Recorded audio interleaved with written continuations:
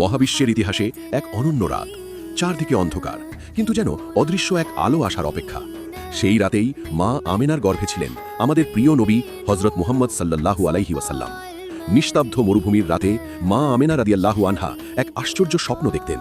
তিনি দেখতেন তার দেহ থেকে এক উজ্জ্বল নূর বের হয়ে দূরবর্তী সিরিয়ার প্রাসাদগুলো আলোকিত করে দিচ্ছে, যেন পুরো পৃথিবী জানিয়ে দিচ্ছিল এক মহান আগমন আসন্ন।